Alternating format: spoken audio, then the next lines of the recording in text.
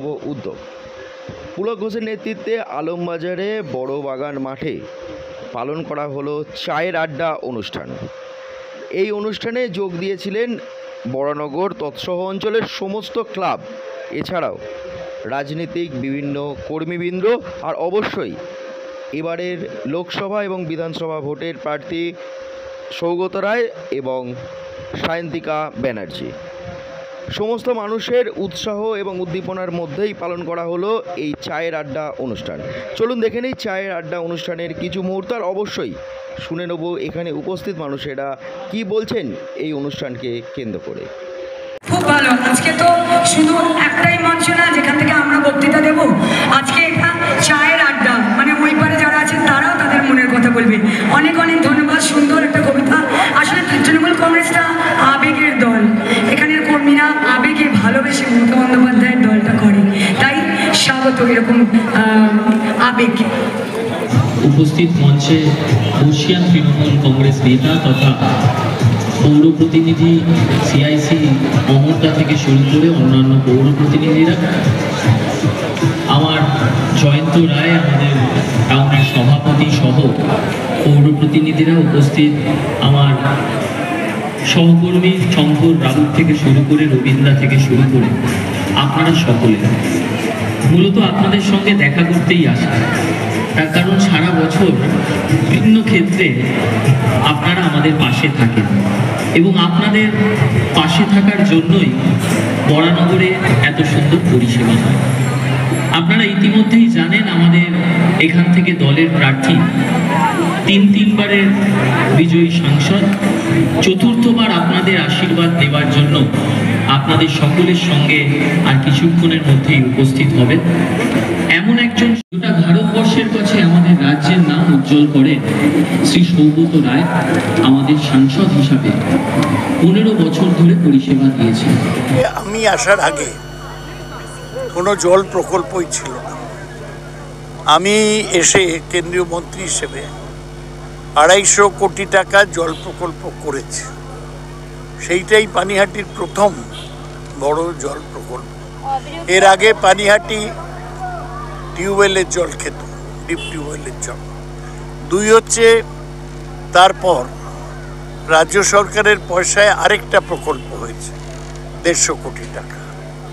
আর last এখন একটা নর্দম নামে হচ্ছে। পানিহাটির দৈনিক প্রয়োজন হচ্ছে 20 মিলিয়ন গ্যালনস পার ডে।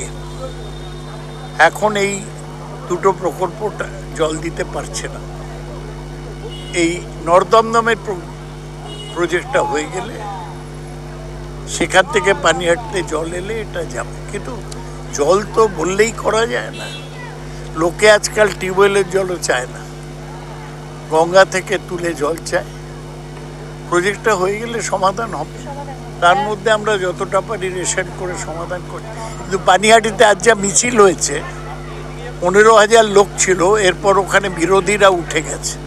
তা বোধহয় সংবাদ মাধ্যম এখন বিরোধীদের ভূমিকা পালন করতে চাইছে। বিরোধীরা কিন্তু এই ইস্যু নিয়ে সবার কাছে পৌঁছচ্ছে, সেই জায়গা থেকে আপনি পাশে আরো ওরা কোথাও পৌঁছচ্ছে না। বিরোধীদের কোনো শক্তি নেই, ওদের পৌঁছানোর কোনো দামই নেই। যা করবে তৃণমূল করবে। পৌরসভা তৃণমূলের, রাজ্য সরকার তৃণমূলের। বিরোধীরা এসব বলে কোথায় সমাধান করতে পারবে লোকেরা? প্রতিদ্বন্দ্বী কোনো নেই আপনার প্রতিদ্বন্দ্বী আপনি, সেইটাই বলতে চাইছেন। আমি বলছি আমার প্রতিদ্বন্দ্বী কি হবে সেই নিয়ে সিপিএম আর বিজেপি টস করুক। আমি আসার আগে কোনো জল প্রকল্পই ছিল না। আমি এসে কেন্দ্রীয় মন্ত্রী হিসেবে 250 কোটি টাকা জল প্রকল্প করেছি। সেইটাই পানিহাটির প্রথম বড় জল প্রকল্প। এর আগে পানিহাটি টিউবওয়েলের জল খেত, ডিপ টিউবওয়েলের জল। 2 হচ্ছে তারপর রাজ্য সরকারের পয়সায় আরেকটা প্রকল্প হয়েছে 150 কোটি টাকা। আর লাস্ট এখন একটা নর্দম নামে হচ্ছে। পানিহাটির দৈনিক প্রয়োজন হচ্ছে 20 মিলিয়ন গ্যালনস পার ডে। এখন এই দুটো প্রকল্পটা জল দিতে পারছে না। এই নর্দমদমের প্রজেক্টটা হয়ে গেলে সেখান থেকে পানিহাটিতে জল এলে এটা যাবে, কিন্তু জল তো বললেই করা যায় না। লোকে আজকাল টিউবওয়েলের জলও চায় না, গঙ্গা থেকে তুলে জল চায়। প্রজেক্টটা হয়ে গেলে সমাধান হবে, তার মধ্যে আমরা যতটা পারি রেশন করে সমাধান করি। কিন্তু পানিহাটিতে আজ যা মিছিল হয়েছে, 15,000 লোক ছিল, এরপর ওখানে বিরোধীরা উঠে গেছে। তা বোধহয় সংবাদ মাধ্যম এখন বিরোধীদের ভূমিকা পালন করতে চাইছে। বিরোধীরা কিন্তু এই ইস্যু নিয়েই সবার কাছে পৌঁছচ্ছে, সেই জায়গা থেকে আপনি একটু পাশে আরো ওরা কোথাও পৌঁছচ্ছে না, বিরোধীদের কোনো শক্তি নেই, ওদের পৌঁছানোর কোনো দামই নেই। যা করবে তৃণমূল করবে, পৌরসভা তৃণমূলের, রাজ্য সরকার তৃণমূলের, বিরোধীরা এসব বলে কোথায় সমাধান করতে পারবে লোকেরা? প্রতিদ্বন্দ্বী কোনো নেই আপনার প্রতিদ্বন্দ্বী আপনি, সেইটাই বলতে চাইছেন। আমি বলছি আমার প্রতিদ্বন্দ্বী কি হবে সেই নিয়ে সিপিএম আর বিজেপি টস করুক। বিজেপির ক্যান্ডিডেট প্রাক্তন বিচারপতি অভিজিৎ গঙ্গোপাধ্যায় বলছেন মমতা বন্দ্যোপাধ্যায় বাংলার মুখ্যমন্ত্রীর নাকি পদত্যাগ করার সময় হয়ে গেছে, কি বলবেন?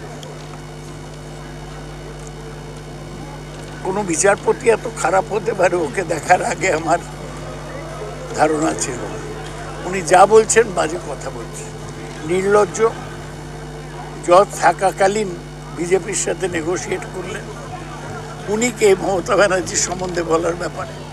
মমতাকে বাংলার লোক ভোট দিয়েছে, তাই আছে। বিধানসভায় মেজরিটি আছে, তাই আছে। ওটা অভিজিতের জ্ঞানের উপর নির্ভর করে না।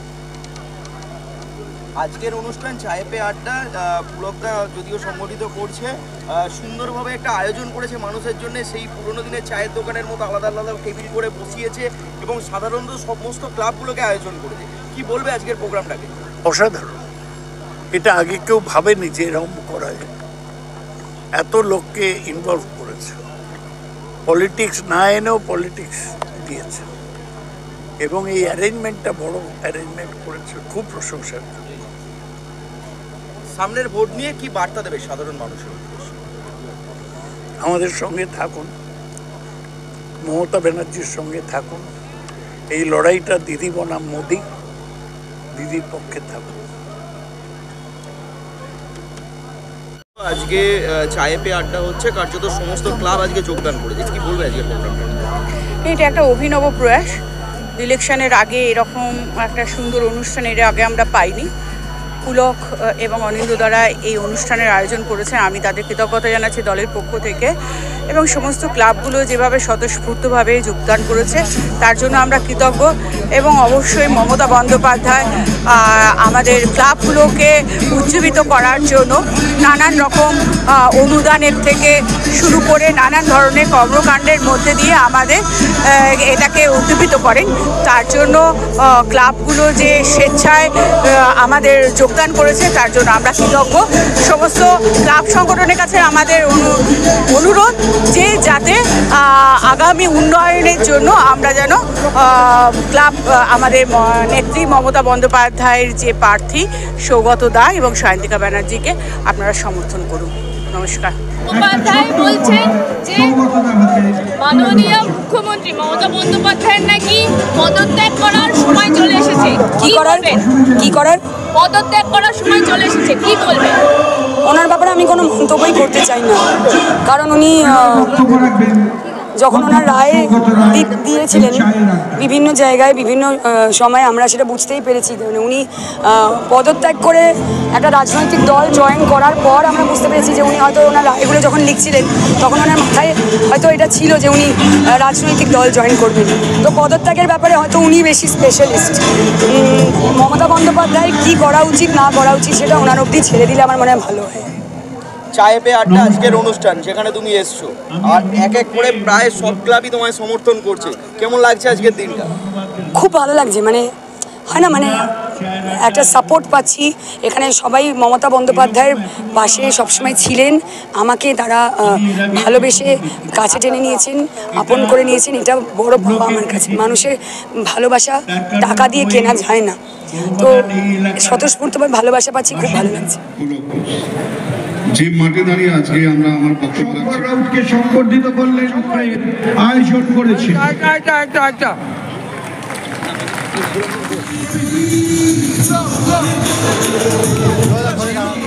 যে আমাদের প্রার্থী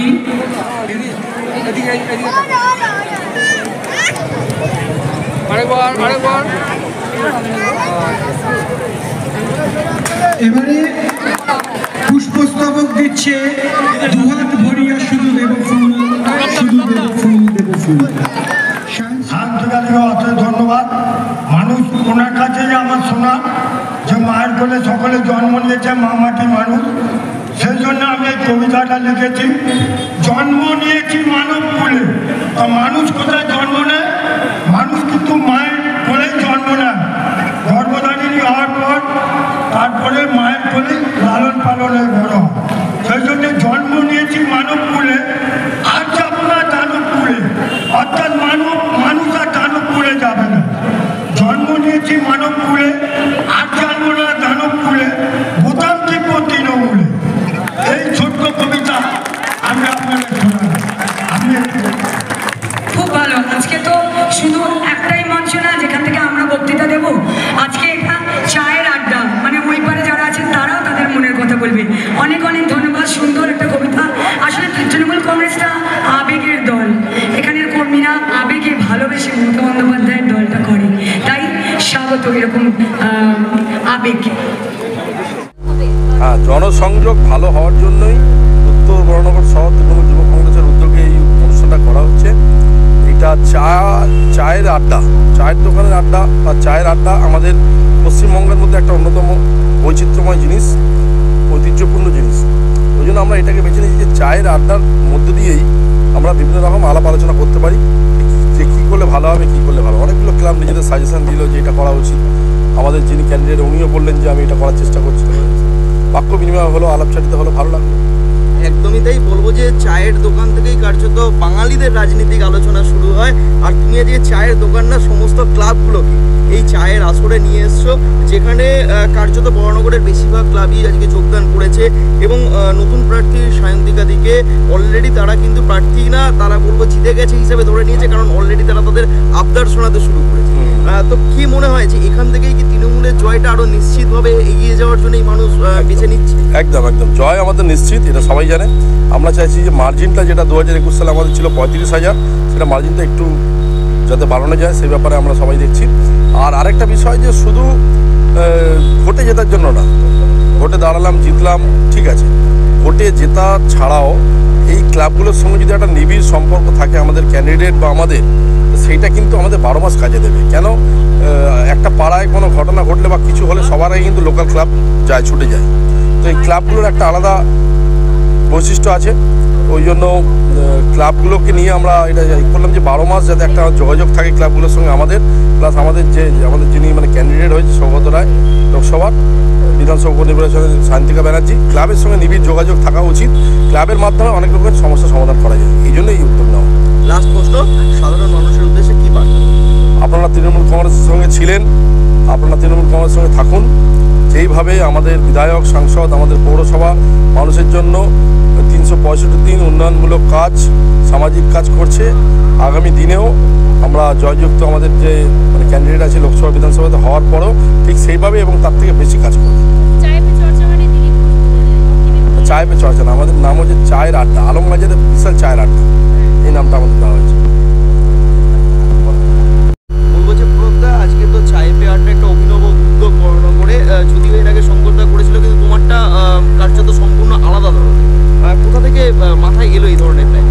না, এটা আমাদের যিনি ক্যান্ডিডেট সায়ন্তিকা ব্যানার্জি বরানগর বিধানসভার উপনির্বাচনের, উনি বলেছিল যে যুবর ব্যানারে কিছু একটা অন্যরকম ধরনের কিছু হওয়া উচিত, তো সেটা যেন ক্লাব ওরিয়েন্টেড হয়।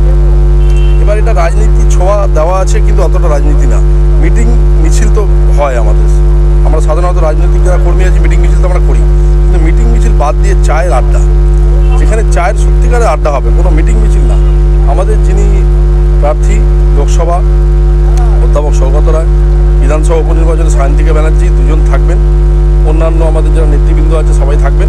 সবার উপস্থিতিতে আমরা আলাপচারিতা করব, মানে কিছু বাক্য বিনিময় করব, এটাই আমাদের উদ্দেশ্য ছিল। ওই জন্য আমরা মোটামুটি এই আলমবাজার অঞ্চলের সমস্ত ক্লাবকে নিয়ে করা হয়েছে।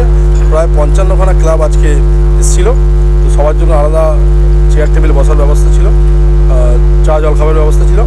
এর মাধ্যমে আমরা আলোচনা করলাম যে আমাদের ক্যান্ডিডেট যে আছে ওর কিছু বক্তব্য প্লাস যদি কোনো সাজেশন থাকে কোনো ক্লাবের পক্ষ থেকে কিছু উন্নয়নমূলক কাজে বা কোনো ব্যাপারে, সেই ব্যাপারে কিছু কথা, বা যদি আমাদের ক্যান্ডিডেট কিছু বলতে যায় সে ব্যাপারে কথা, মানে একে অপরের সঙ্গে আলাপচারিতা বাক্য বিনিময় যেরকম হয় সেই ধরনের এটা করা হয়েছে। এটা কোনো মিটিং না, কোনো মিছিল না, এটা অন্য ধরনের করা হয়েছে চায়ের আড্ডা।